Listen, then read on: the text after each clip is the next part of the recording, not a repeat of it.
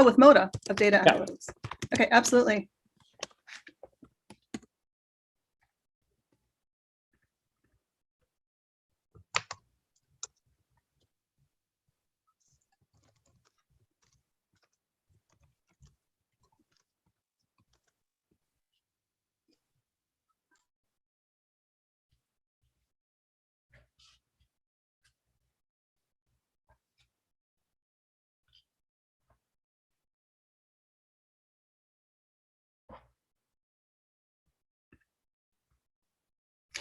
We're going to get started momentarily. We're just waiting a minute while people come in from the waiting room.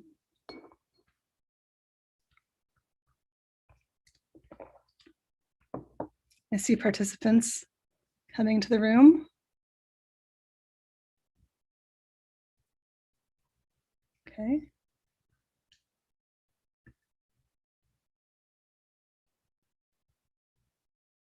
Just a couple more moments while we wait for people to be admitted into the room.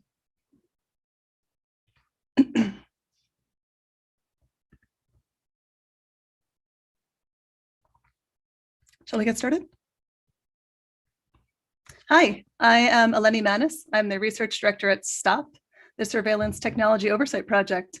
And I would first like to introduce Noel Hidalgo, the founder of Beta NYC, which is the host organization for New York City Open Data Week, along with the New York City Mayor's Office of Data Analytics. Thanks, Noel.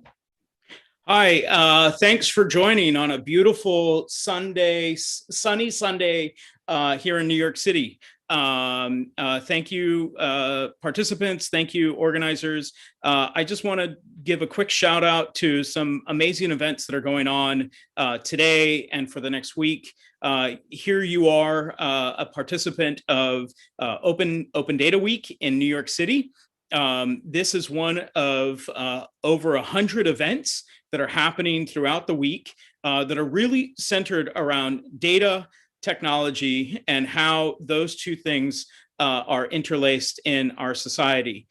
So you can attend wonderful conversations like this one, where you'll find the power and peril of data. You will also find workshops where you can learn about New York City's open data. My organization, Beta NYC, is hosting 9 workshops that will introduce you to how to use municipal data. There's also an art exhibit called Data Through Design that's happening all week long, where you will be able to see how artists and creatives are interpreting data and manifesting it and trying to explain kind of the digital manifestation reinterpreted as a human manifestation. There's also a really amazing conference that's overlapping that's being put on by the Mozilla Festival, put on the Mozilla Foundation, that's also being interlaced in this Open Data Week. You can find all of this out on open-data.nyc. And from Beta NYC and our co-hosts NYC Analytics, which is the Mayor's Office of Data Analytics, welcome to Open Data Week. Thank you for participating. Thank you for joining. And please use the hashtag Open Data Week. We love your feedback. Thank you. And now back to the S.T.O.P team. Thanks, Noel. For people who have just joined, I'm Eleni Manis. I'm the research director at S.T.O.P, and I'm glad to welcome you to the power and peril of geolocation data. Our panel is hosted by S.T.O.P, the New York State Assembly, and Gizmodo. And we're here to talk about geolocation data, the location data generated by your cell phones and other mobile devices. To get started, I want to briefly introduce our panelists. New York Assembly member Dan Quart represents the 73rd District, covering the Upper East Side and parts of Midtown East in New York City. He's been a longtime advocate for criminal justice reform, including cash bail and fair compensation for falsely convicted people. He's also an advocate for working families, and he secured significant funding for the construction of the 2nd Avenue subway. Dan is a candidate for Manhattan District Attorney. Good afternoon. Shoshana Wadinsky, I'm so glad that you're here. Shoshana Wadinsky is a staff reporter at Gizmodo. She covers consumer privacy and tech policy. And in her own words, which I liked a lot, Shoshana focuses on how major companies earn their big bucks through online advertising. In particular, she investigates how ad tech tools enable redlining and discrimination in the digital age. Previously, she wrote for Adweek. I'm also an Upper East Side resident, so thanks, Dan. Albert Fox-Cahn, my colleague, is the founder and executive director of S.T.O.P, the Surveillance Technology Oversight Project. He's also a fellow at the Engelberg Center on Innovation Law and Policy at NYU's Law School. Albert's absolutely devoted to resisting the threat that surveillance tools pose to civil rights and to a free society. And he's made the case against surveillance on news outlets ranging from CNN to Fox News and from the New York Times to the New York Daily News. In recent years, he's grown S.T.O.P into an organization of over 20 staffers and committed volunteers, and I'm proud to be one. Welcome, everyone. Let's get started. Audience members, there is a Q&A function at the bottom of the screen. Please send us questions using the chat function, and we'll get to them in the later half of our program. So tell me, what is geolocation data? I am happy to defer to Shoshana on this because I feel like she'll be able to get much more into the details to start us off. I mean, as far as I know, it's literally what it sounds like. It's just your longitudinal and latitudinal. It's basically your coordinates of where you are. And that's usually given off by certain signals that your phone gives off, for better or worse. It can be used for all sorts of things. It can be used by cops to track people. It can also be used for targeted marketing. It's very, what's the word? It's very multifunctional. And I would just add that, not all geo data is the same. Some geolocation information can be very precise. Some of it can be, down to a matter of feet. With some of the new beacons, it can be supposedly within a matter of inches of where you're standing. And sometimes it could be within a couple miles of where you are with some of the cell site location data. So it's really any time where you're trying to correlate where someone was at a specific time with any degree of specificity.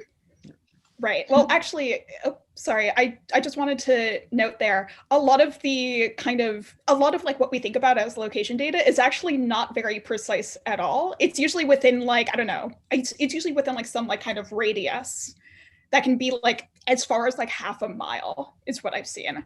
So when you hear about like, oh no, like companies are like tracking me every day using my cell phone, it's usually not as precise as you think. Granted, there are some companies that do, like Albert said, like with a very kind of like they kind of like do this thing with kind of like a fine grained comb, but for the most part, it's not as precise as they like to kind of portray. Sorry to interrupt. No, I think that's so important because like anyone who has tried to use like Google Maps in the city or done like map your run and you see like what path it shows you afterwards, it's this really squiggly thing where it's like, wait, I didn't cross over to the street and then back, and because all of these different things can throw off your perceived location. GPS is only accurate within 22 to 42 feet. Usually, and so it really varies depending on the technology, where that technology is being deployed, and so many other factors. This raises two related questions. The first is, who collects geolocation data? You mentioned a fitness app. And then tell me more about how the reliability of the data, its specificity with respect to what my coordinates are, varies with who's collecting the data. That's certainly a major concern. Who is collecting the data, and that's sort of my introduction to why I got involved in this issue, wrote legislation about it, because I was deeply concerned about the law enforcement aspect of the collection of this data. And if you look at it systemically, both by the NYPD and district attorney's offices, the gathering of technology is used in a comprehensive way, well beyond geofencing data. But today I know we're focusing on geofencing data and getting people's cell phone data. But this was used specifically to Manhattanites, no doubt my constituents, in a specific instance where the normal and regular ways in which law enforcement should solve crime were either not applied or not applied to their satisfaction. So they relied on this technique.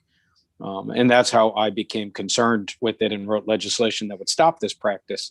But to the answer to your first question, it's definitely what concerns me most is law enforcement usage of this. Although the usage of this data for commercial means and for profit is in some ways equally concerning as well.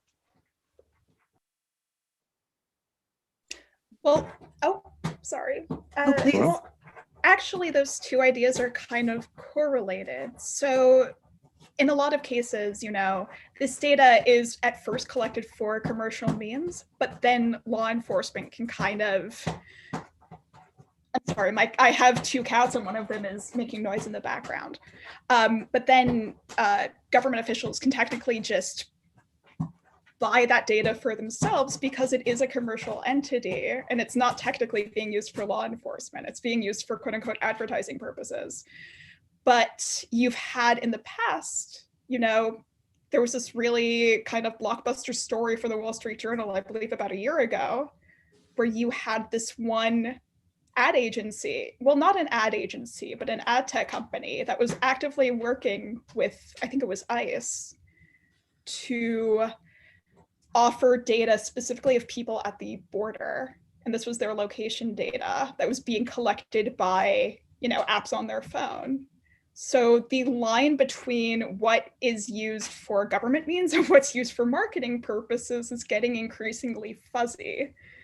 And the fact that there's no kind of clear legislation surrounding that, at least on the federal level, is kind of concerning.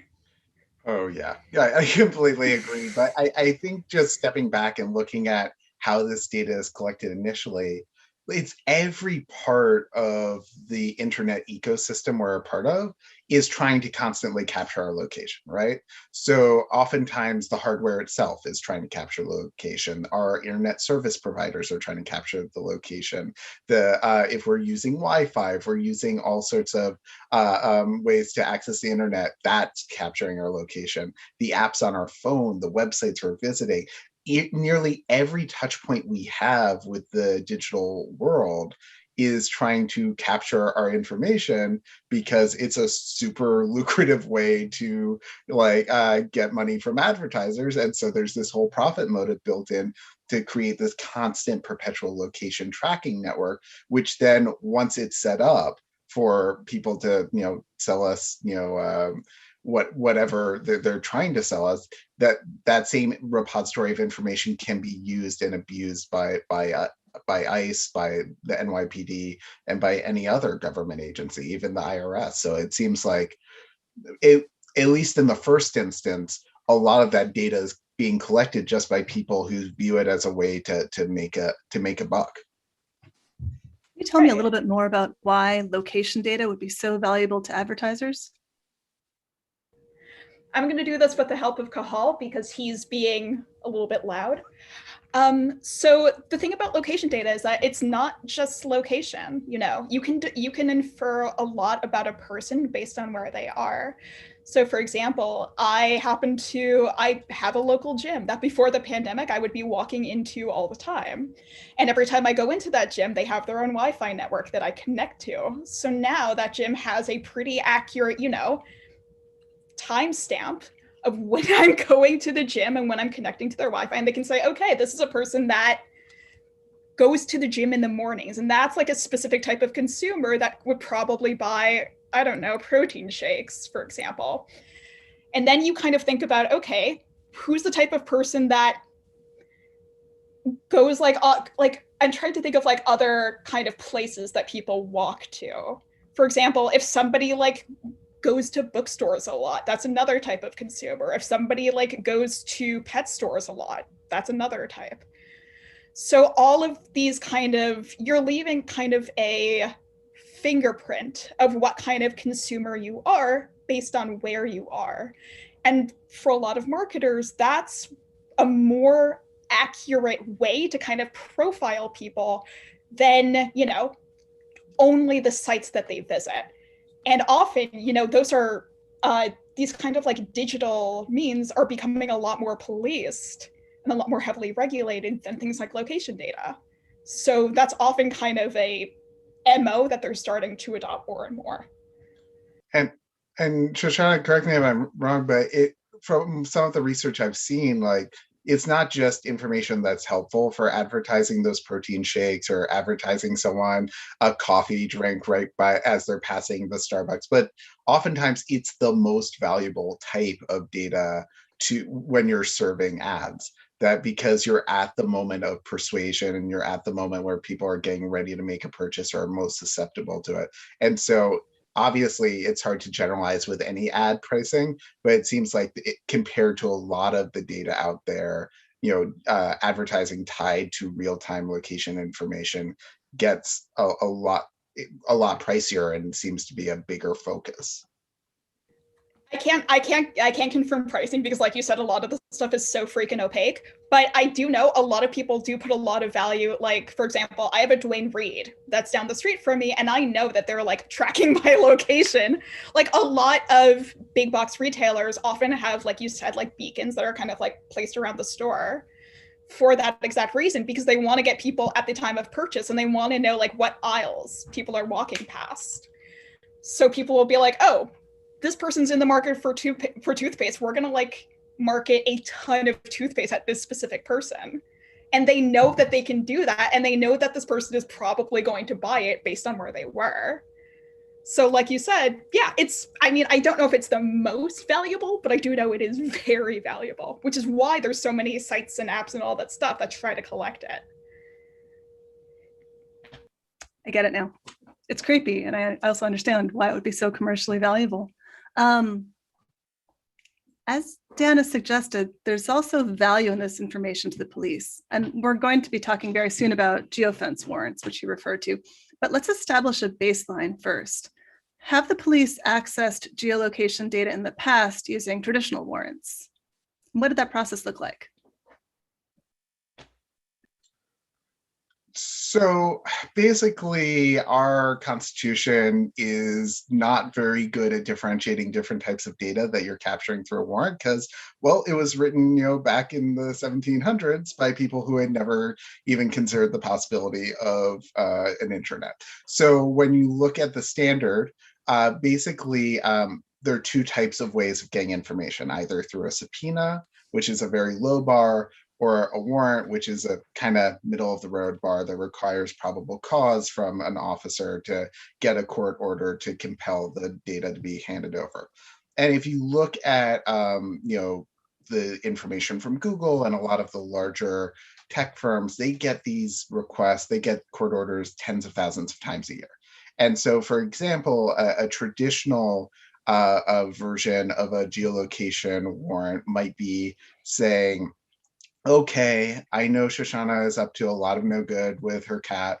I know she is a very, I have probable cause that she and the cat are doing something criminal. You're not wrong. He's criminally adorable. Oh. Anyway. Thankfully not yet illegal in New York. But we go and we go to the court and we say, we want an order to Google and to Shoshana's ISP and to the following app she uses for all the information they have about Shoshana. And so depending on her account settings, that might give us like a pretty detailed minute by minute description of where she's been over recent months, over years.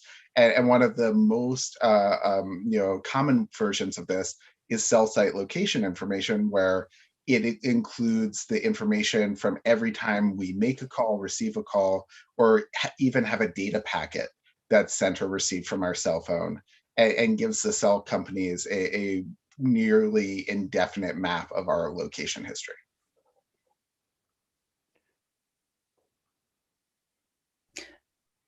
So to summarize one key bit, these traditional warrants are served on individuals, right?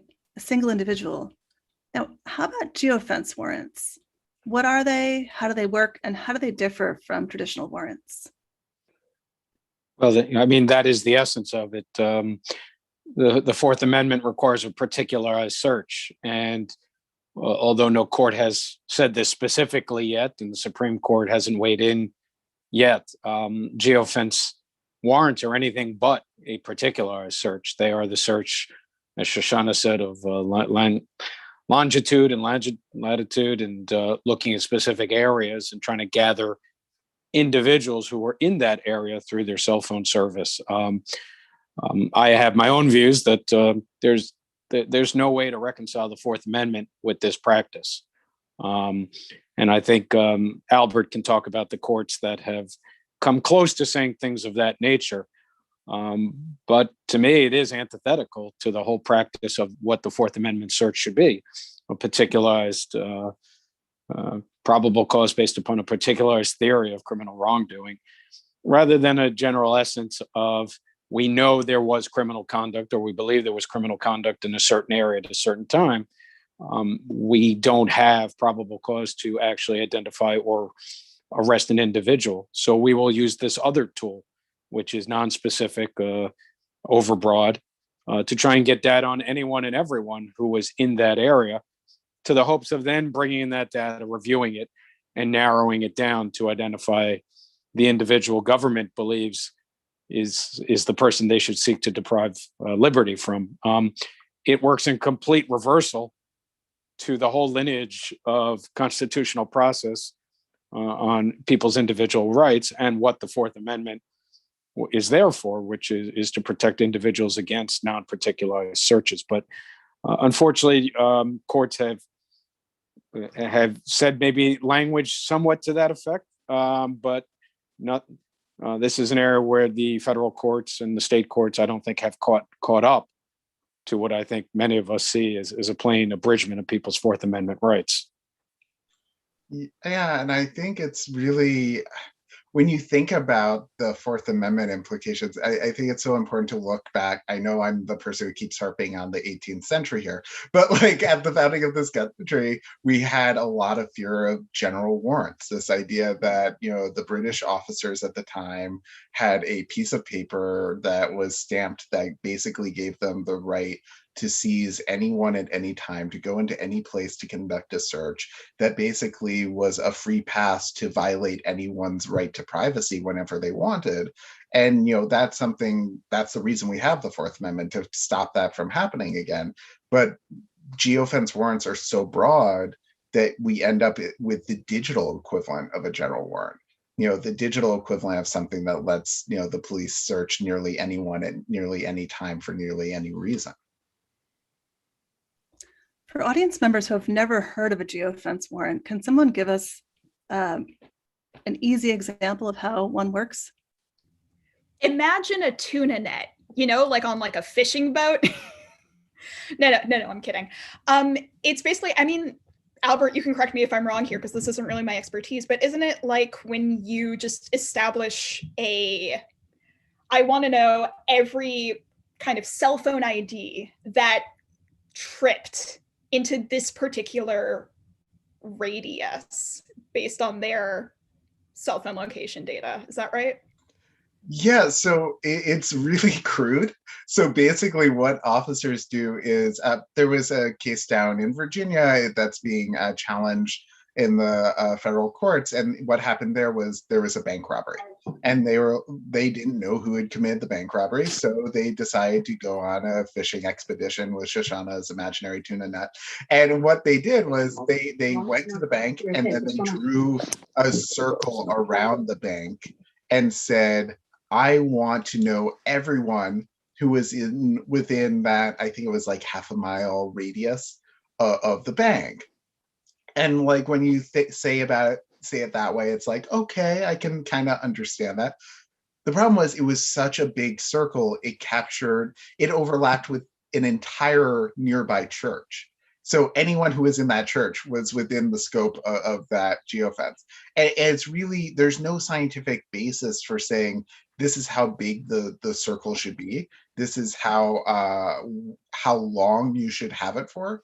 And it's so easy to have a false positive where someone gets wrongly accused of a crime because they are within this arbitrarily drawn circle at the time it happens. Or if you're like riding a bike through that circle, there's nothing to stop you from accidentally ending up in kind of that bucket of suspects, and you would have no idea. You just happened to be riding your bike that day.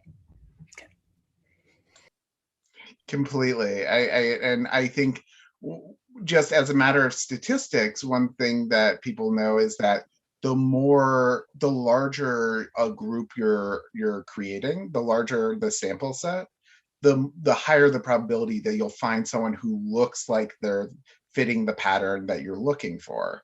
And so, even if no one actually is responsible in that geofence sample, it's so easy if you draw a huge circle to find someone who, oh, they were persistently circling the scene of the crime. They must be the suspect. When, in this one case from Florida that Shoshana is referencing, it was just someone who did long distance biking and would just cycle around the neighborhood, and that was their only crime. Okay, so whereas a traditional warrant we might ask, where was John Brown on Friday? A geofence warrant might ask, who was in or near Washington Square Park on Friday? And you just get everybody with your TUDANet. Thanks. I want to remind audience members that you can put questions in the Q&A box. I'm not monitoring the chat right now, but we'll be looking at the Q&A for later on when we ask questions from the audience. To get back to one of Dan's concerns, I want to know, have geofence warrants been used in New York City? What kind of evidence do we have around the use of geofence warrants here at home? Well, I know Dan can speak to this case because it happened in his district, but one case, Dan, I don't know if you can hear us, but did you want to tell us about what happened with the club? Yeah, my apologies. I'm having my own Wi-Fi problems today, and but thank you, Albert. And this is the case. Several years ago, a local political club, the Metropolitan Republican Club, in their infinite wisdom, decided to have the Proud Boys, who were less well known then, although well known to many of us, well known now, to their club for the second time in 6 or 8 months, and that led to essentially a riot on the street on the east side of Manhattan, in the East 80s on Lexington Avenue. There was interaction between protesters and members of the Proud Boys who engaged in physical violence based upon eyewitness accounts of many different people. For reasons that I won't get into now, the local precinct that was aware of it didn't make many arrests or any arrests of any of the Proud Boys, instead of mostly of the protesters. There was some public outcry since the Proud Boys are on the Southern Poverty Law Center list as a hate group. So no arrests were made. So law enforcement, both the NYPD and the Manhattan District Attorney's Office, was under pressure to make arrests, having failed to do so at the time of the actual incident for deployment issues and all sorts of problems. I know they did some investigation in terms of going to the nearby buildings and trying to see if there was any footage identifying individuals. That turned out not to be very helpful. They did some normal police work of investigation and trying to find eyewitnesses who can identify individuals. And that did not prove very successful. So Mr. Vance served a geofence search warrant to try and identify to gather all sorts of information about people who were in that vicinity at a certain time of the evening on that night, using longitude and latitude lines. And he got all sorts of data, which to this day, I still don't know where that data is, what happened to that data, who maintained it or who didn't maintain it.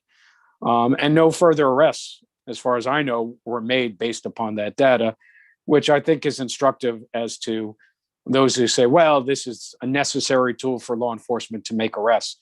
As far as I know, no additional arrests were made based upon Vance's geofence warrant in this respect. And when I learned about this and then talked to Albert, I realized beyond this being a practice that was not something was consistent with my values and what I believe to be true, that hundreds probably of my own constituents who are in that neighborhood, or any New Yorker who might have been in an Uber or a taxi cab driving through that neighborhood at that time, probably had their Fourth Amendment rights violated. And they may not have known about it, And they actually, some people who I've talked to about this are indifferent to it, but that doesn't matter. They're allowing their rights to be violated is not something I'm okay with, and nor should anyone else. And many people who I've told about the practice, my constituents, were not okay with this and wanted to know if the government had taken their data. So ultimately, that practice didn't prove to be very successful in leading to any more additional arrests for the failure of deployments by the local precinct and all sorts of other things. So then Albert and I got to work on drafting legislation that does two things: make sure that it's understandable that this is not an acceptable practice in New York State court. And the second part, which I think is important, which is less talked about, is that this type of evidence is inadmissible in a courtroom in New York State, because there are all sorts of tricks ambitious government entities can play with of federal partners, where one entity secures it and then another entity uses it in a courtroom. And to me, that does not fix the initial abridgment of somebody's constitutional rights. If New York State law enforcement secures it, but knowing that they can't use it in a state courtroom, that they provide it to a federal law enforcement agency in which to prosecute. So my legislation gets at both ends of that matter, to ensure that this, not only are we saying as a state this practice is antithetical to the Fourth Amendment and is outlawed, but secondly, it can't be used by federal partners if secured by a state entity, or vice versa. And can I just say one thing that is really stunning to me about this case in hindsight is how closely it maps onto some of the dynamics we saw with the Capitol insurrection, that we had police failing to take the threat of right-wing extremism seriously, that there was violence, that they didn't actually arrest the right-wing extremists at the time it happened, and then they used that failure by the police to justify a further expansion of surveillance technology. And in this case, didn't target it at the Proud Boys, but targeted at the Antifa protesters who had been targeted by the Proud Boys. And we're actually trying to identify the victims and witnesses. And so it's just this maddening thing where it's just propagating so much of the inequity and discrimination that is central to police surveillance. And certainly, I just one further point, and it's always the law of unintended consequences, that it's not, you always hear law enforcement, it's not our intent, we would never use it this way. But I'll give a hypothetical where with this practice could be extended to actually bridge two constitutional rights at the same time, both the Fourth Amendment and the First Amendment. Obviously, there were mass protests after George Floyd, and many protests in New York and Manhattan and Brooklyn. But you could imagine this practice being used against protesters to identify who was there at a certain point where something happened, quelling not only somebody's First Amendment right, but continuing to abridge their Fourth Amendment right. So that's also my concern, that this could be a tool against people legally using their First Amendment rights to protest. We all saw how the NYPD responded, in my view, over-responded. Certainly the Human Rights Watch identified that in the Bronx. So this tool, not only in situations that Albert rightfully, because we've seen it now twice with right-wing extremists, but also could be used in other ways. And I just use one example against protesters, theoretically. Now, I haven't seen it used that way, but there's nothing stopping law enforcement from doing so. And that's why I think this is a dangerous practice that simply can't be used, that the balance of scales of the potential harm done vastly outweighs whatever theoretical good this sort of search warrant could accomplish. Can I just say something really quick? Sorry. Of course. I mean, Albert, you can correct me if I'm wrong here, but hasn't it? I think it has been used against protesters. Actually, I'm on my computer right now. Let me check. Yeah, so there have been a couple times when it appears to have been used by protesters. We don't know for sure that the NYPD has used it that way, but we definitely suspect it has. Right. I think the Minneapolis police, I think that was a pretty. Yep. Yeah.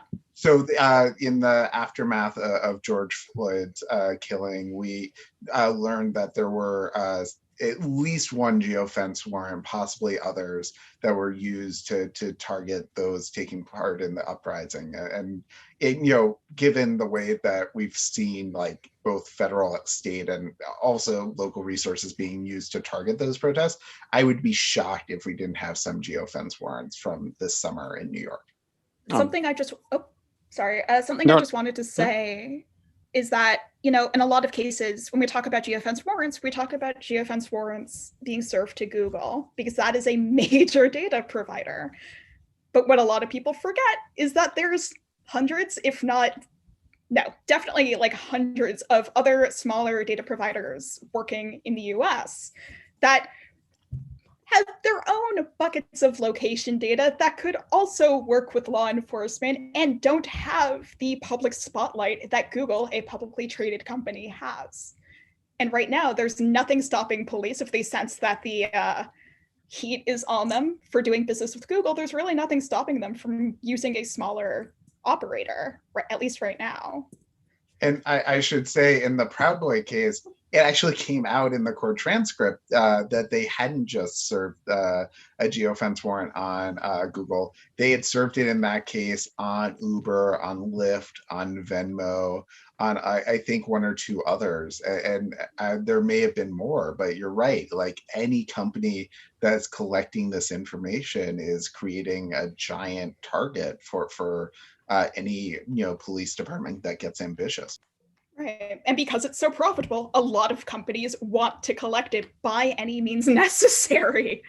So you have this kind of vicious cycle where companies are being told to collect this data in order to turn a profit. And then police kind of see that and they're like, hey, I see another use for this stuff.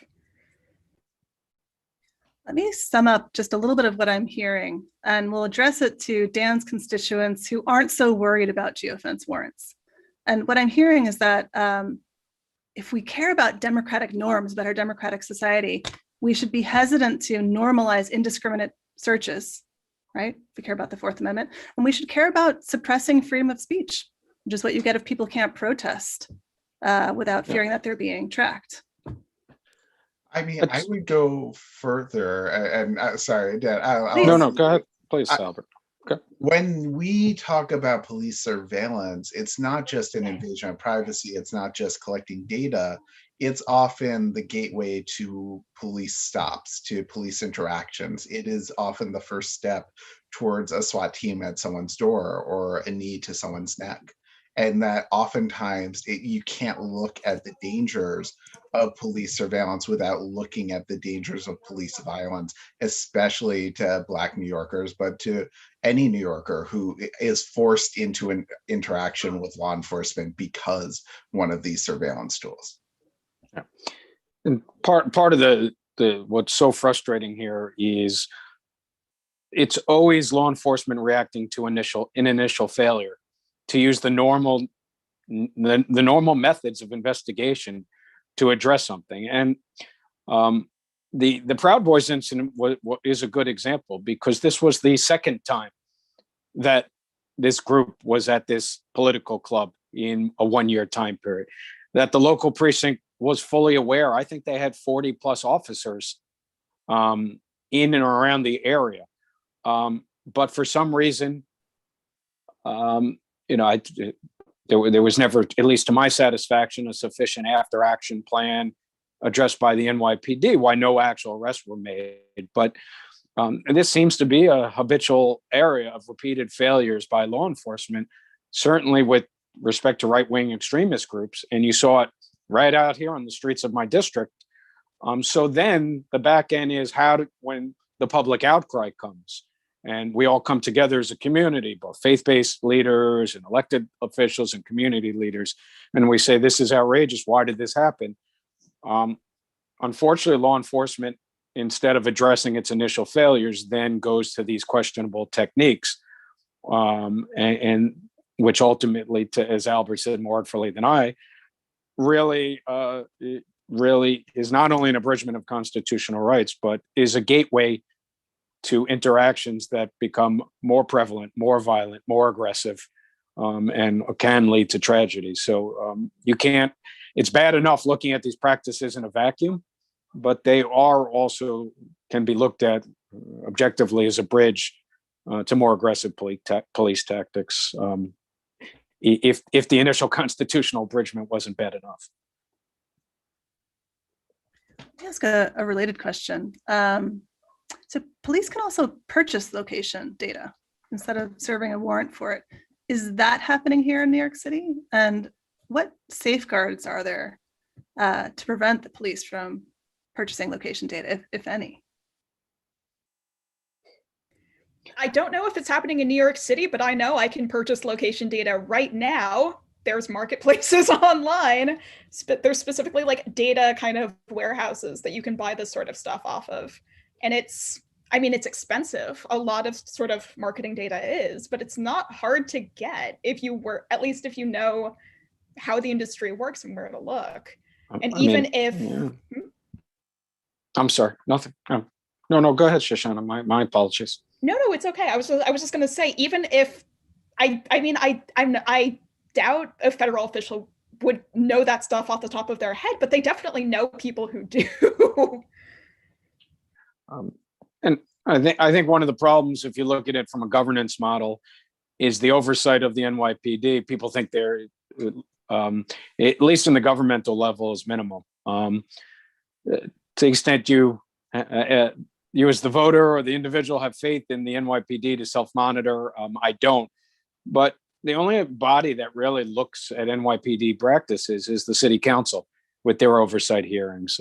Interestingly enough, it was Commissioner Shea who, for a long period of time before he was commissioner, was the one who would go before the council and talk about their quote unquote gang database collection and all their different different spreadsheets and software in which they accumulated data on people. So is this practice going on today? Impossible to know. But I'm not sure. And well, actually, I'm pretty convinced that the governmental oversight is not there to ferret it out and bring it to the public's attention. And you have a police commissioner now who was really in charge of a lot of these, I would argue, spying techniques in creating lists and database, mostly of young men of color throughout Manhattan. So it is a worrisome question. I don't know the answer to it, but I'm not confident the governmental response is there to actually identify it and stop it.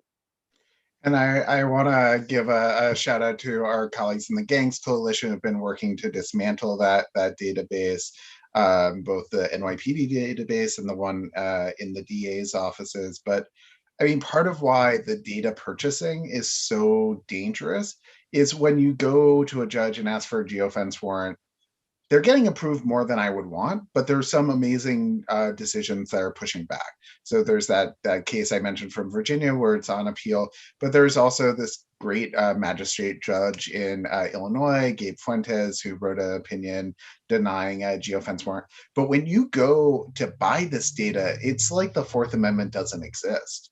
It's like there's no protection whatsoever. And this is a somewhat obscure doctrine called the third party doctrine, where for years the courts essentially said, if you're getting this information not from the person who you're investigating, but from a commercial entity that they do business with, like the bank records or the telephone records, the Fourth Amendment doesn't exist, and you don't need to go through the usual warrant process. And so that's kind of invasive when you're talking about checks.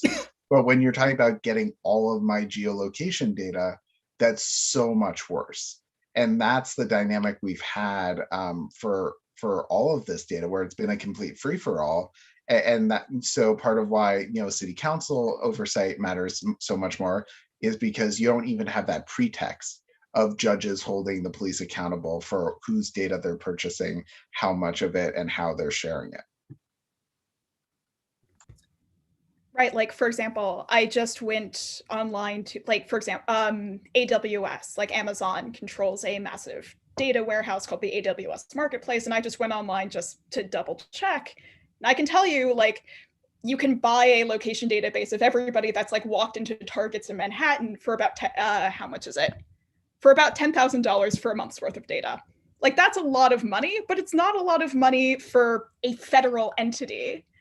And also, like, when you start thinking about it, it doesn't just have to be targets. It could be the homeless shelters. It could be hospitals. It can be literally, because there's location brokers, I'll call them brokers, that work with literally any entity you can think of.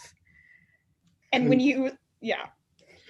Sorry. I just wanted to add, and one location in particular we have to be careful about is mosques, right?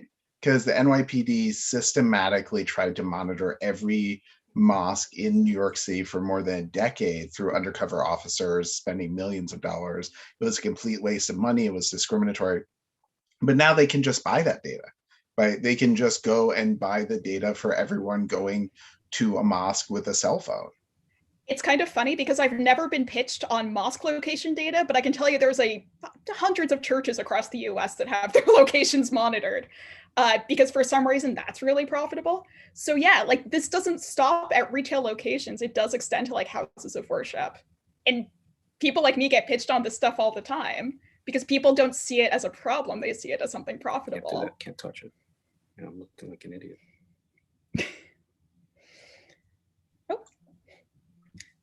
Let me ask then, given these two ways that location data can leak to the police, by geofence warrants, by sale, what steps can companies take to prevent these abuses? I mean, they can not keep the data, right? So if you don't keep the data, you can get all the geofence warrants that police want, but you'll just tell them to go away. So for example, like we talk about Google getting a lot of these, and it seems that they get hundreds and hundreds of them every year, but Apple doesn't get many because when they get them, they simply say, sorry, you're out of luck. We don't actually keep our location data in a way where it's responsive to this. And with Google, there's one specific database called Sensor Vault, where it's responsible for the vast majority of these. And so with Google, if they wanted to get rid of geofence warrants to Google, they could just eliminate Sensor Vault. Thank you, Mom. We'll talk more about Google soon. Done a great job. Dan or Shoshana, did you want to weigh in? Perfect. Dan, you can go. No, that you guys covered it very well. Nothing to add. Oh, okay. Well, something I just wanted to add to that then. Sorry, Dan. It's funny that you mentioned Apple because Apple recently it's in the middle of issuing this major hardware update that's going to make it a lot harder for a lot of these companies to request, the precise sort of geolocation that they've been getting until now. The iOS 14 update, yada, yada, it caused a lot of controversy because suddenly apps have to ask permission to request specific data, including location. So you have a lot of companies looking for other ways to get geolocation data. And suddenly they're saying, okay, if we have a Wi-Fi network that we can like force somebody to log into, that's another way we can get it without, having to finagle the sort of permission from Apple. So you have companies like right now actively looking for ways around these sort of hardware barriers that are closing up around them. And we also see them trying to get around legislative barriers too, and with GDPR over in the UK and CCPA here in the US. Let me ask another question then. So we've heard about what companies can do to prevent these abuses. What can I do? What steps can an individual take to prevent their geolocation data from either being collected or being abused? I'll give you my phone. So there are a lot of steps you can take to reduce the way location data is tracked in your own account. For example, there are guides you can on how you can limit, turn off the location history in your Google account, and suddenly they can't actually comply with a geofence warrant. Those sorts of ways of disabling data collection are very helpful. And one thing I would highlight is the Security Education Manual put out put out by EFF.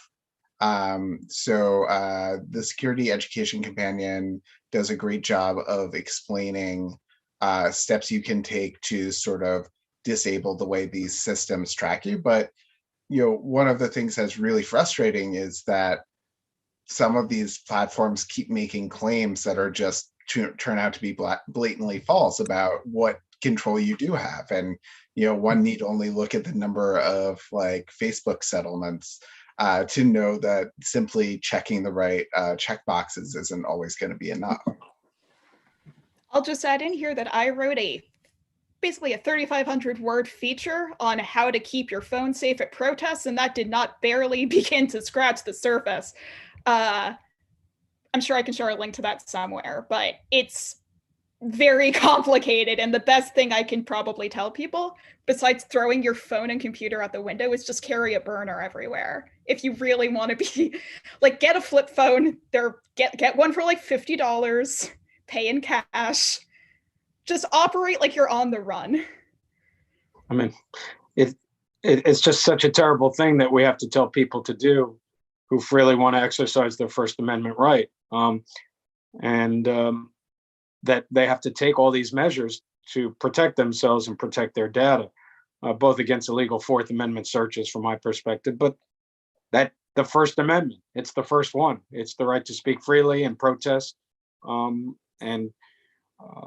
think, unfortunately, people will have to think twice about their cell phones, and they use it to identify often officer misconduct at these events. But the idea that act could then lead to law enforcement not only securing your identification and things of that nature, but a violation of your constitutional rights, it is quite chilling. Dan, you're taking steps to help us not have to take these steps. You're a sponsor of New York State Assembly Bill 84. Can you tell us a bit about it? Yeah. And then Shoshana and Albert, will you give us your takes on the bill? With State Senator Zellner Myrie from Brooklyn, who I'm sure would be here. He's recovering from COVID. So if he's watching, I hope he's feeling better and on the road to recovery. We're working together on this legislation that would simply outlaw this practice. And I think working with Albert, the idea was, in my view, and certainly I don't want to speak for Albert, but I'm sure he'll say so, this is not a salvageable search. This is not a search with greater disclosure, transparency, or certain rules, which might work with other types of searches, that this can be saved or should be saved. And that's the difference, or in this bill and maybe some other bills that try and work out a framework to take maybe a questionable practice and make it less bad, I would argue. The California gang list being an example of something where they tried to take a questionable practice and make it less bad. We don't take that approach. We simply say this cannot be used, and the fruits of that search can't be used, because what we don't want is state actors and NYPD then handing over this data to ATF or the FBI and serving as a predicate in federal court. If the practice is wrong, if the practice is an abridgment of constitutional rights, which I believe it to be, then the fruits of that search should not be used against any individual in any courtroom. Yeah, I'm so excited about this legislation. So proud to be a part of it. And so this would be the first categorical ban on geofence warrants anywhere in the country. It would be the first ban on law enforcement purchases of geolocation data anywhere in the country. And we already are hearing from state legislators in other parts of the US who are interested in following suit and moving forward with copycat bills that would try to implement this in their jurisdiction. And like Dan said, this isn't about having additional safeguards or having additional record keeping or having things that really are tinkering around the edges. This is a clear categorical ban. It's saying geofence warrants are invasive, they're immoral, they're unconstitutional, and when this law is enacted, they will not exist in New York State. And really both hitting the geofence warrants, but then also this work purchasing in geolocation data, and then preventing the use of federal partners through that exclusionary rule that Dan was mentioning. So it really will be a comprehensive end to the problem, at least here in New York. It sounds good. That's my take. Next question. Just kidding. Just kidding. I mean, I obviously need to like give this a read, but it does sound really comprehensive. I'm just like so used to seeing private partners kind of weave their way around things, but this sounds pretty airtight, at least from the way you're describing it. And I mean, that's the thing. Like, you have to assume when you're trying to regulate the NYPD that they are not going to act in good faith to comply with the law. They never have. And so with this one, it really is intended to be airtight. That being said, we also are going to need legislation at the federal level, because there's always the risk that, ICE and, working with a federal court can get a federal court order that supersedes anything that we can enact at the state or local level. And so that supremacy clause, it's not something we can get around. And to Albert's point, one of the exciting things happening is other state legislators and legislatures picking up this idea, because maybe not only would it be good to be able to pass this in New York, but other states as well. And that may be some impetus for Congress to start taking a look at this. If you have 12, 15, 20 states starting to suppress this type of practice and evidence, then maybe Congress would take the step of starting to review the practices by the U.S. Attorney's offices and FBI, ATF, ICE, and other branches of federal law enforcement. And I mean, that's the ultimate solution, is not just at the state level, but at the federal level, outlawing this process as well, which I suspect is going to be a longer road and a much more difficult hurdle outside of the courts interceding. But I think movement at the state level can only help federal legislation. And we have a question from the audience. How do we show support for this legislation? That's an excellent question. I think talking to legislators, making this, calling legislators, writing letters to my colleagues outside of my district. And really, to me, this is not a partisan issue. So many issues are about your ideology, but I think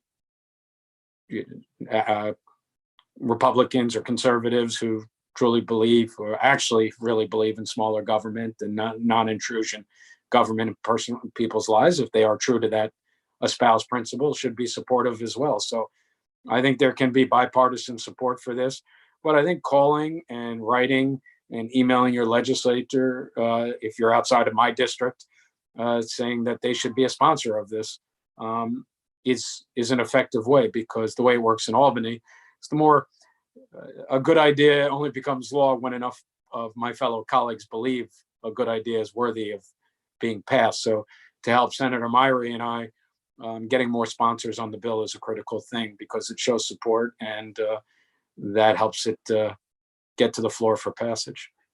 Thank you. That's New York State Assembly Bill 84. Dan, I just wanted to mention, it looks like your camera may be locked, so your video is coming through vertically. Oh, perfect. Yeah. We're about to turn to audience questions. I'm sorry, please. No, it's fine. Something I just wanted to add, and this isn't really about this is less about what's happening on the legal level, but if folks, an argument that I hear a lot is that people prefer to have their data collected because, people love targeted advertising, and then like marketing firms will put out these studies about how much people love targeted advertising. So if you want to prove these private parties wrong, what you can do is just turn off your location services, try paying in cash every once in a while, don't connect to Wi-Fi when you're in the laundromat, just like little things like that. Yeah, your friends will look at you like you're weird. My friends look at me like I'm weird all the time. But at the end of the day, every little bit kind of helps. And you're making it that much harder for these parties to turn your life into a living hell. So it's worth it. Yeah, but I always get nervous with the self-help because it's so important, right? We all should be doing what we can with the time and the resources we have to try to build more anonymity into the system, to try to use encryption more, to try to do, but I always worry that it's some of the people who are most at risk from this, who have criminal justice involvement, who are undocumented, who are just trying to, pay the rent and are going from job to job. They don't always have the time or resources to invest on it. And as long as we make privacy something that costs a premium, we're going to build this inequity even further into how this data is weaponized. Right. It's the worst because like public services, things like food stamps, or like, for example, I used to use an app to like manage my prescription bills because I couldn't afford like psychiatric drugs. Things like that happen on your phone, and things like that do collect data and trade it with private parties in kind of an opaque way. And those are just some examples of services that are targeted towards lower income people. So when you're stuck between like a rock and a hard place, between downloading an app and not being able to afford medication, you're going to go with the app no matter what.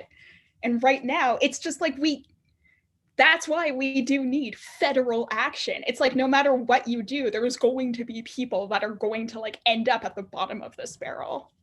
And one thing that's a personal obsession of mine right now, and I have to bring up, is that there's a whole new layer of location tracking coming in the form of vaccine passports, which we saw rolled out for the first time just this week here in New York, the Excelsior Pass.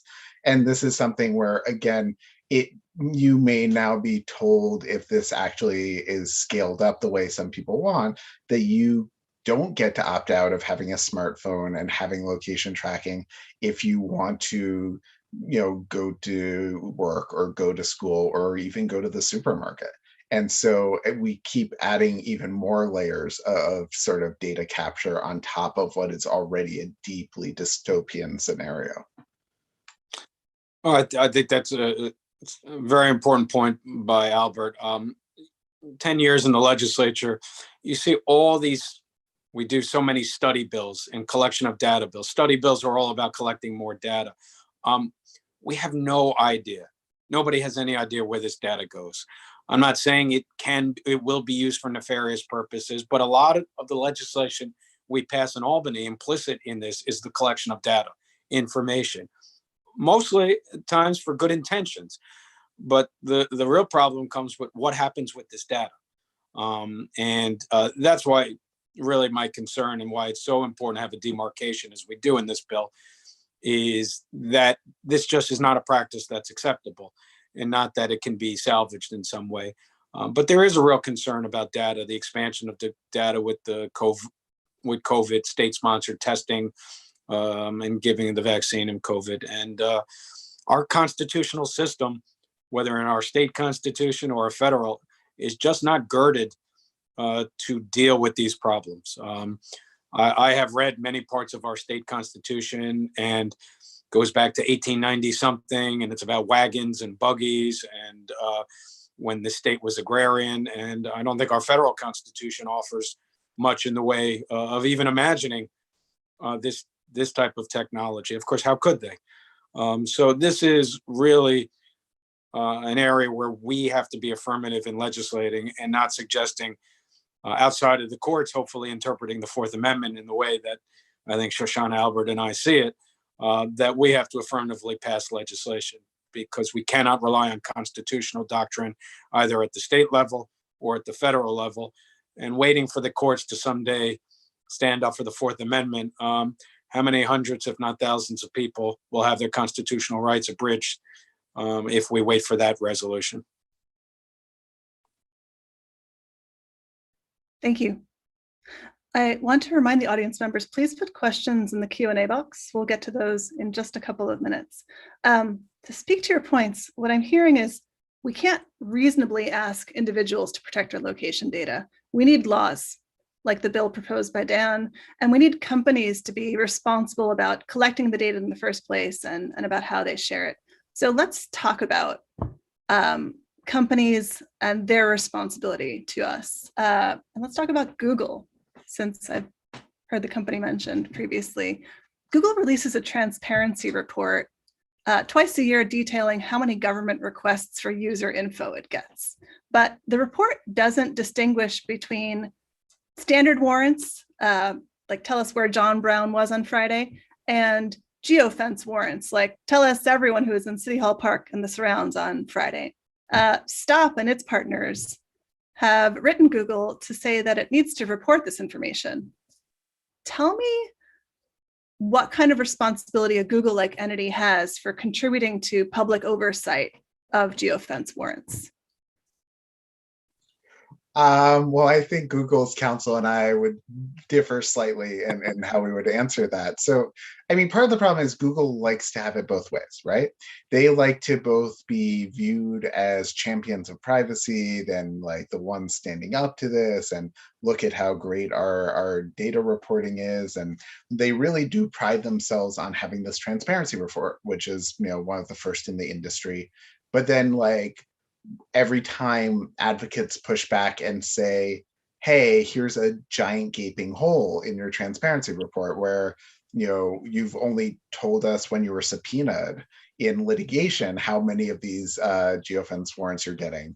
You're not proactively putting it out there. Oh, and by the way, Google could have told people when this practice started that it was happening, but it didn't. They didn't. They waited until it came out in litigation. And so, you know, personally, I think Google has a moral obligation to dump the data that enables geofence warrants.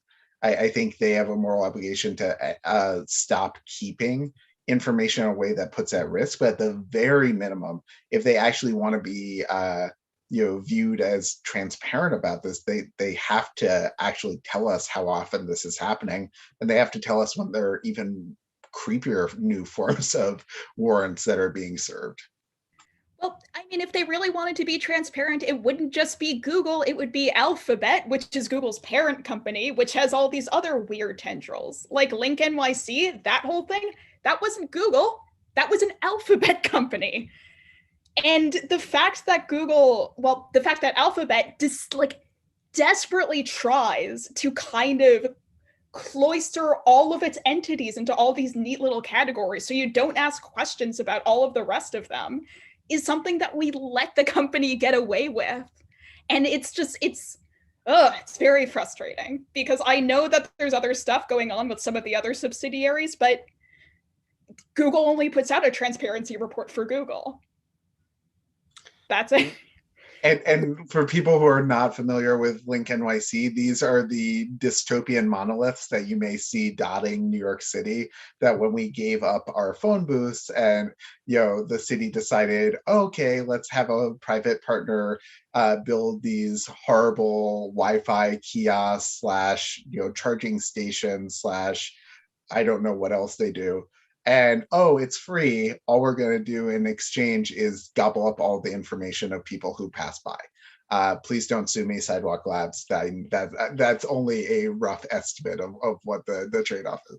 But it's this like part of this broader municipal infrastructure scheme that we keep seeing, where private companies say, hey, we'll build stuff for free.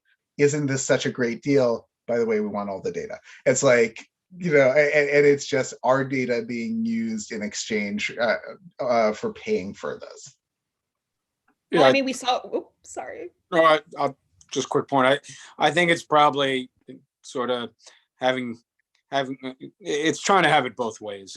Albert said earlier. I mean, it's probably their corporate lawyers saying, we need to do enough, so we won't be subject to a class action lawsuit by everyone whose data we've given away. And won't be sued. But we also have to comply, or will comply, with law enforcement. And so it's really about, I think, just in my perspective, doing enough not to get sued and still complying with law enforcement. But there are so many more things they could and should do as if they were a responsible corporate actor. I'm going to cut in with a few questions from our audience. One person asks whether using a VPN can affect the accuracy and success of geolocation data. Does having your location sent to a completely different location or city or country curb geofencing? I couldn't really speak about that in regards to things like geofence warrants, but I know if somebody's trying to market to you and your ISP is such like a different country entirely, yeah, that kind of does throw them off. So if you really want to mess with private companies, you can set yourself to be in, I don't know, Dubai. That's one way to do it. Your internet might start acting a little funky though. And one of the issues is there's so many different pools of data that it's hard to know, right? So maybe the geolocation data is coming in part from your mobile phone carrier, but maybe it's partly coming from the app installed on your phone that has permission to access location services as drawing your location from your GPS transceiver rather than actually getting it from the from your IP address. So you could be having all of your internet activity routed through Dubai, but some data brokers would still know you're in the middle of Manhattan. Yeah, right. So I'm sorry. I was just about to say, so like, for example, I have a computer, I have my phone, I have a smart TV right behind me. Unless I'm routing all of those through United Arab Emirates, like someone's gonna know. And when one location broker knows that you're in the US, there's no way to stop them from saying, oh, this Dubai IP address is actually routed to this person in Manhattan and they're the same person and you should know that. So you have to be committed if you're using a VPN. I chose this question because we have a few questions about, are you sure there's nothing I personally can't do to stop this? Can I turn my phone off? Will that stop tracking? Do we really need legislation? Can I do something to extract myself from geolocation tracking? And it sounds, I'm sorry. Well, yeah, I mean, if you want to give up modern electronics, it is easy to opt out. I mean, there's still facial recognition and other things to deal with, but yeah, I mean, the problem is that we have created this world where you have to choose. Do you want the advantages of this tech or do you want privacy? And you can get some privacy benefits on the margins, but when it's coming to location data, it's effectively impossible, right? Unless you're carrying around your device in a Faraday cage and like only taking it, like it basically destroys all of the utility. And the thing that personally is so aggravating is I'm a giant nerd.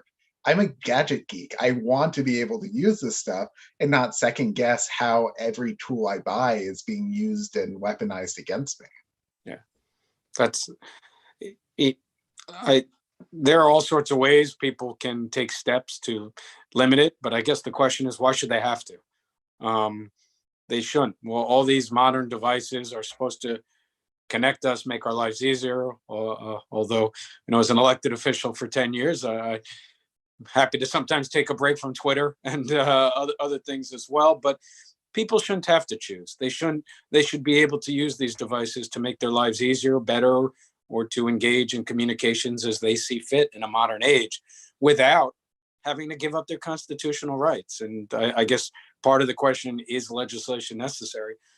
I mean, not if the federal courts and the Supreme Court would opine on this issue and set a declarative statement about its unconstitutionality, but I'm not holding my breath for that. Certainly not the Roberts Court. So I think, yes, it is incumbent upon states and Congress to begin the process of really unlayering what it is a search that I just think cannot be salvaged if you line up the Fourth Amendment and the history behind the Fourth Amendment. So I think the answer is yes. Legislation, absent a sweeping Supreme Court decision, is necessary. Ask you then a question about legislation. We've talked about New York State Assembly Bill 84, regulating geofence warrants. We have a question from an audience member who wonders whether there are any legal or regulatory tools that are being put forward to regulate third-party location data vendors, to prevent government agencies from buying this data. Well, we have the CCPA and the CPRA over in California, but they are progressing at kind of a snail's pace. And this is way too big an issue for one state to kind of deal with. So it's not really working as well as some people have been hoping, at least thus far. Albert, you probably know of other kind of state by state regulation that's kind of in the pipe. Yeah. So, I mean, there are two parts to the life cycle, right? There's one is a lot of what we've been talking about with Dan's bill, which is preventing this information from being sold to law enforcement. On the actually blocking that data from being collected in the first place, we see a few bills that are helpful in this area. Justin Brannan and the city council introduced a bill to prevent a lot of this data from being aggregated in the first place. We certainly have seen some helpful biometric data bills. One thing that concerns me, especially with the Roberts Court, is there's a risk we're going to see a Supreme Court opinion in the next 6 to 12 months that says there's a First Amendment right to scrape a lot of this data. So right now there's a case called HiQ versus LinkedIn, where a firm that was like taking all of this information off of LinkedIn said, oh, no, you can't tell me I can't collect that data. It's my First Amendment right to scrape all the data. And what I'm worried we're going to see is an extension of this really bad case, IMS versus Sorrell from a few years ago, where essentially under commercial speech doctrine, the Supreme Court said, you as the state can't tell people what data to sell and not sell. And it's really bad. And I think that luckily, one thing we can always regulate as the state is what branches of the state do with that data. So even if we can never constitutionally block the data brokers from getting that giant pool of data, we can block them from selling it to police. Something I also wanted to point out there, and this isn't really my wheelhouse, but we do know that there is a huge competitive advantage to having this data, and companies like Google are becoming like less and less okay with giving that competitive advantage up. So like we know that Google is in the middle of like eliminating cookies from its insanely popular browser by 2022, and that's going to like cut off a massive trove of data from companies that could share it with law enforcement. Google's not doing this out of the goodness of their heart, even though they say that they are. They're doing it for a competitive advantage. So because we've established this kind of like cutthroat data economy, you have data that's becoming harder and harder to get your hands on, but that doesn't mean it's going to get harder for companies like Google or Facebook or Amazon. It's just going to get harder for these smaller players. The only thing we can do about the Googles and Facebooks of the world is regulation. Yeah. I'm going to ask one more audience member question and then give you a chance to plug your upcoming projects and events. And the question is this: are there positive uses for geolocation data in the public sector, and what are they? And I'll add to this, can we allow these positive uses while blocking inappropriate uses of geolocation data by the government?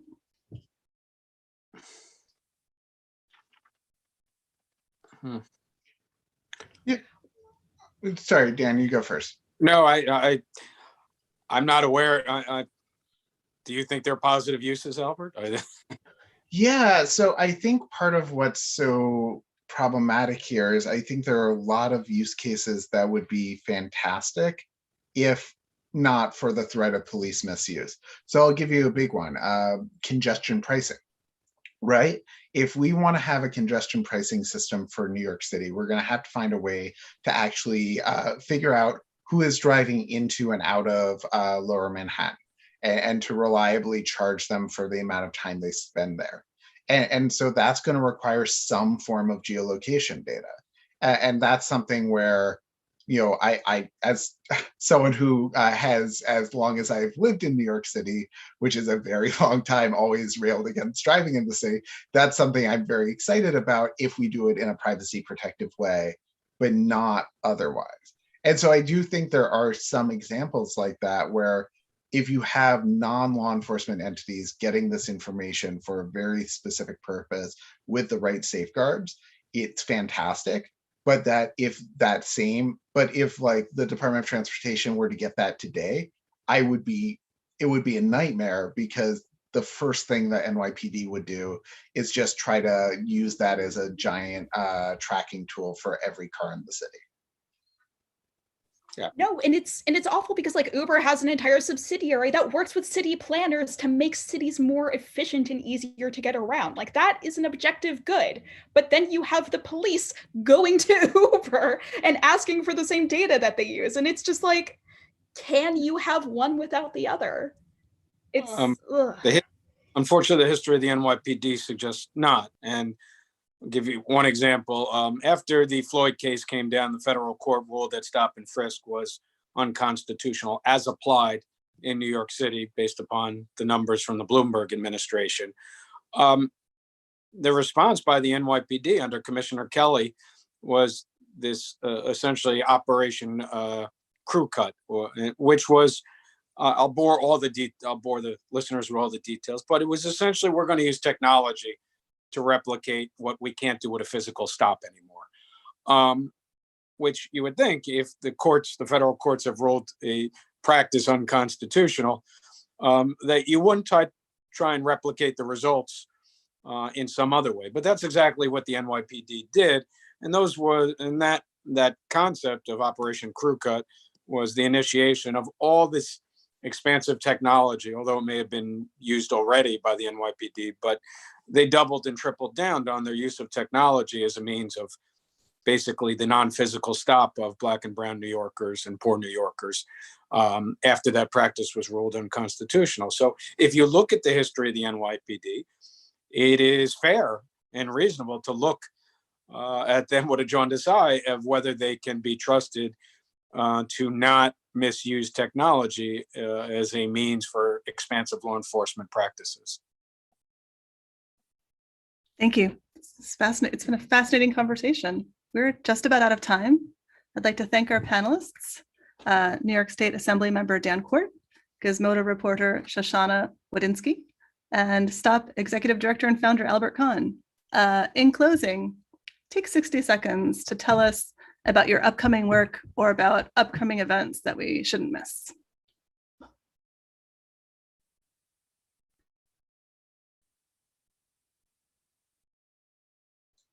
All right, I'm happy to go first. So, well, first of all, Lenny, thank you so much for moderating the event. Thank you, Shoshana and Dan, for joining us. Thank you for everyone who's tuning in, both in Zoom and on all of the various creepy social media platforms that we're forced to use to connect with everyone.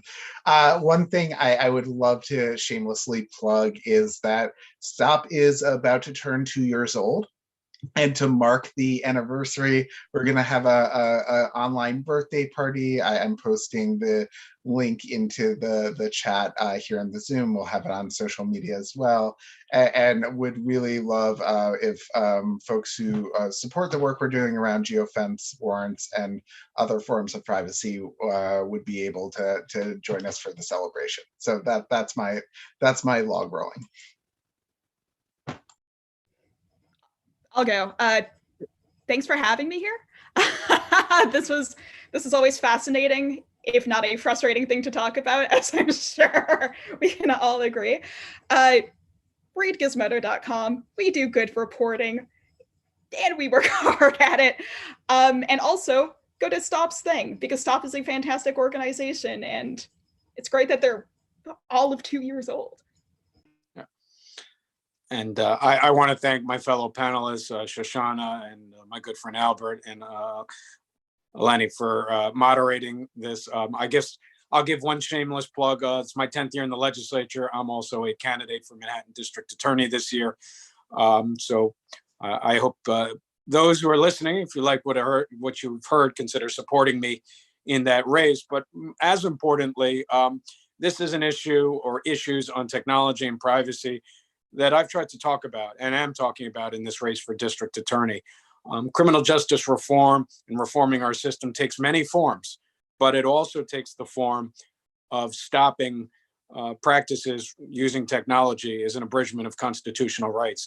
Law enforcement and making cases and prosecuting individuals should never take the form of abridging their constitutional rights. And this is a practice that I believe goes too far in that delicate balance, and there's no balance needed here is all. So I've said my piece. I really appreciate it. And to learn more about my campaign, please go to my website. And I thank you all for tuning in today. Thank you, everyone. Enjoy the rest of New York City Open Data Week and stop spying in New York.